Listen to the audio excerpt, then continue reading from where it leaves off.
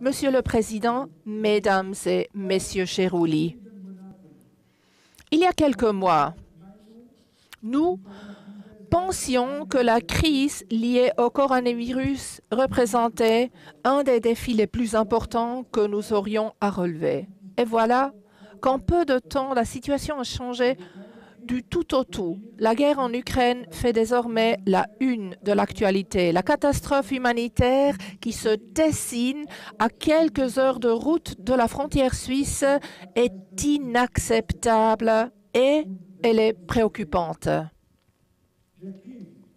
La guerre et ses conséquences suscitent l'incertitude, que ce soit au sein de notre population, dans les cercles politiques ou sur les marchés mondiaux. Elle a de graves répercussions sur la situation alimentaire mondiale. La Russie et l'Ukraine figurent parmi les principaux exportateurs de céréales au monde. Le secrétaire général de l'ONU, António Guterres, a mis en garde contre un ouragan de famine et a appelé à éviter un effondrement du système alimentaire mondial. Dans ce contexte, il est tout à fait compréhensible que notre population s'inquiète, elle aussi, de l'approvisionnement en denrées alimentaires de la Suisse. Qu'en est-il de la sécurité de notre approvisionnement? Sommes-nous menacés par des pénuries alimentaires? Quelles sont pour nous les implications des hausses de prix sur les marchés mondiaux? Avons-nous suffisamment de moyens de production à disposition?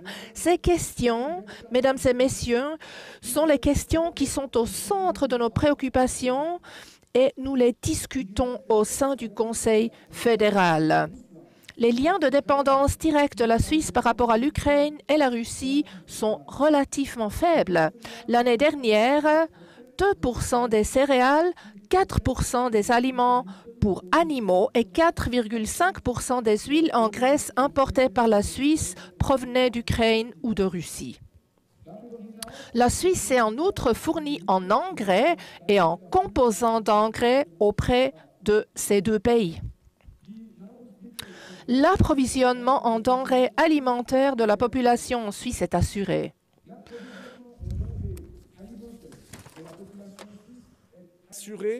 Tout comme la disponibilité des moyens de production.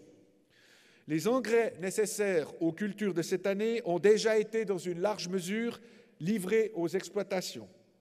La Confédération suit en continu la situation et prend les mesures nécessaires pour garantir la production agricole. Elle a déjà libéré à fin décembre les réserves obligatoires d'engrais azotés alors qu'une pénurie s'annonçait. Début mars, elle a abaissé les droits de douane sur les fourrages afin de faciliter les importations. Et si de graves pénuries devaient se profiler, la Confédération pourrait utiliser les réserves obligatoires de différentes denrées comme le sucre, le riz, les huiles, les graisses comestibles, le blé ou les fourrages.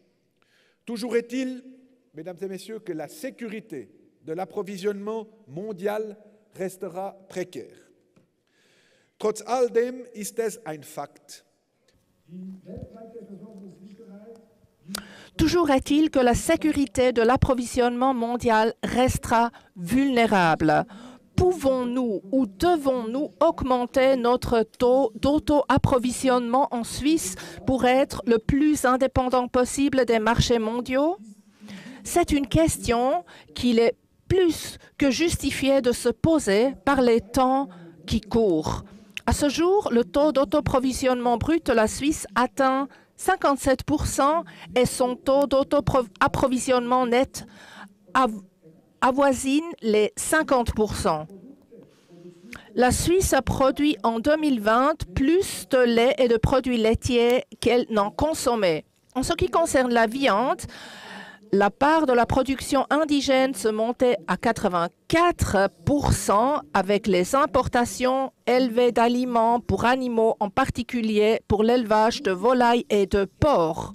La production indigène de céréales panifiables et de pommes de terre couvre en moyenne 85% des besoins, celle de sucre 60% et celle d'huile végétale environ 25% des quantités consommées. La production de fourrage grossier représente 97% des besoins indigènes et celle des aliments concentrés 40%. Compte tenu des récoltes de céréales en dessous de la moyenne l'année passée, il sera toutefois nécessaire de relever les contingents tarifaires pour les céréales panifiables afin de répondre à la demande indigène. Comment augmenter encore notre taux d'auto-approvisionnement? Il est difficile de mettre en œuvre des mesures à brève échéance dans le domaine de la production agricole, car les semis des cultures pour les récoltes 2022 et les achats des moyens de production ont déjà, dans une large mesure, été effectués. Il aurait probablement une certaine marge de manœuvre concernant la période de plantation à venir que nous devrons examiner. Une adaptation de la production indigène serait possible à moyen terme. Il faut savoir qu'aujourd'hui, 60% des surfaces arables suisses sont consacrées à la production de fourrage. Ces surfaces pourraient être réaffectées à la culture, par exemple, de pommes de terre, de céréales panifiables ou d'oléagineux pour augmenter le taux d'auto-approvisionnement. Cela ne serait cependant pas sans conséquence. Les cheptels devraient être réduits pour tenir compte de la diminution des fourrages disponibles. Mais cela n'aurait de sens que si les consommatrices et consommateurs mangeaient moins de produits d'origine animale comme la viande et les bœufs. De production de l'agriculture suisse. C'est à ce titre que la Confédération soutient déjà aujourd'hui la production par le biais de contributions substantielles à la sécurité de l'approvisionnement qui totalisent plus d'1 milliard de francs. Elle accorde en outre des contributions pour des cultures particulières à hauteur d'environ 64 millions de francs pour des variétés d'importance stratégique telles que la betterave sucrière, le colza, le tournesol ou les protéagineux. Ces instruments au service de la politique agricole durable ont fait leurs preuves et peuvent au besoin être adaptés de manière ciblée. Pour assurer notre avenir, nous devons agir aujourd'hui. Et cela requiert la participation des acteurs tout au long de la chaîne de valeur. Les agricultrices et les agriculteurs produisent ce que les consommatrices et les consommateurs achètent. Lassen Sie mich das auch auf Deutsch wiederholen. Je veux répéter ceci aussi en allemand. Eh bien, les agriculteurs produisent ce que les consommateurs, consommatrices achètent. Il faut par conséquent, dans le même temps, revoir notre manière de consommer, de fonctionner. Nous accorderons plus d'attention que par le passé à la question de l'auto-approvisionnement dans l'élaboration de la future politique agricole. Grâce à nos agricultrices et agriculteurs bien formés, à la préservation de la fertilité des sols et de la biodiversité et à des entreprises de transformation performantes, nous sommes en mesure d'assurer une production indigène de denrées alimentaires importante en nous aidant de technologies permettant une utilisation efficace des ressources et en cultivant des variétés et cultures résistantes et adaptées aux conditions locales.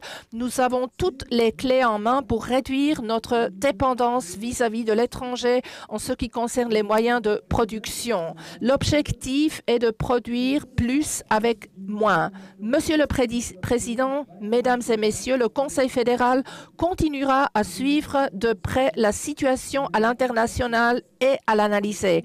La loi sur l'approvisionnement du pays et la loi sur l'agriculture lui fournissent les bases légales nécessaires pour réagir de manière adaptée et ciblée. Je suis convaincue que grâce à la productivité de notre filière agroalimentaire, à notre savoir-faire et à notre force d'innovation, nous saurons venir à bout de cette crise. Je vous remercie de votre attention. Merci Guy. Merci.